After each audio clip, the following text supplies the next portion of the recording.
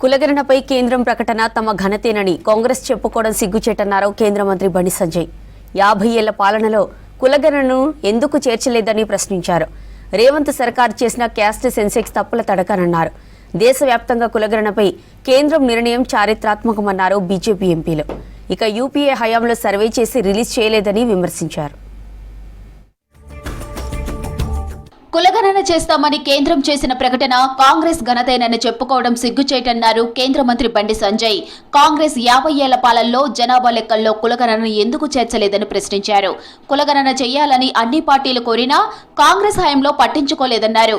రాష్ట్ర ప్రభుత్వ కులగణన సర్వే అంతా తప్పుల తడికేనన్నారు. కేసీఆర్ సమగ్ర సర్వేకు రేవంత్ సర్కార్ సర్వేకు పొంతన లేదని విమర్శించారు. కేంద్ర కులగణన అత్యంత శాస్త్రీయంగా ఉంటుందన్నారు సంజయ్. తెలంగాణ రాష్ట్ర పబ్లిక్ సర్వీస్ కమిషన్ చైర్మన్ కు లేఖ రాశారు కేంద్ర మంత్రి బండి సంజయ్.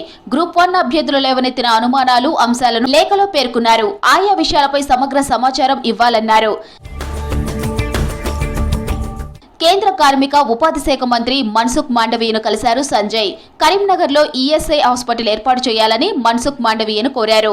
ఖేలో ఇండియా కింద శాతవాహన వర్సిటీలో మల్టీపర్పస్ హాల్ మంజూరు చేయాలని రిక్వెస్ట్ చేశారు. ప్రధాని ఆమోదం తర్వాత ఈఎస్ఐ హాస్పిటల్ను ఏర్పాటు చేస్తామని కేంద్ర మంత్రి హామీ ఇచ్చారని తెలిపారు సంజయ్. దేశవ్యాప్తంగా కులగణనపై కేంద్రం నిర్ణయం చారిత్రాత్మకమన్నారు బీజేపీ ఎంపీ లక్ష్మణ్. సామాజిక న్యాయం, సమగ్ర అభివృద్ధి బలోపేతం కోసం గొప్ప ముందడుగని కొనియాడారు. యూపీఏ హయాంలో కేవలం సర్వే మాత్రమే చేశారన్న లక్ష్మణ్ సేకరించిన డేటాను రిలీజ్ చేయలేదని విమర్శించారు. ఇవాళ మన ముఖ్యమంత్రి రేవంత్ రెడ్డి గారు లేక మంత్రులు చెప్తున్నట్టుగా తెలంగాణ దానికి నాంది పలకలేదు. గతంలో కూడా మీరు కర్ణాటకలో చేశారు, కానీ అది కూడా బహిర్గతం చేయలేదు. కేవలం బీసీలను ఓటు బ్యాంక్ అనే పరిగణించారు తప్పితే ఎప్పుడు కూడా వారికి న్యాయం చేయలేదు. మొదటిసారి ఒక చరిత్రాత్మకమైన నిర్ణయాన్ని మోదీ ప్రభుత్వం తీసుకున్న దాన్ని మరి ఓబీసీ మోర్చా జాతీయ అధ్యక్షుడిగా నేను స్వాగతిస్తా ఉన్నాను. ఎక్స్ లో కాంగ్రెస్ పార్టీ పోస్ట్ చేసిన గాయబ్ పోస్ట్ పొలిటికల్ గా హల్చల్ అవుతుంది. కాంగ్రెస్ పోస్టుపై మండిపడ్డారు ఎంపీ రఘునందన్ రావు.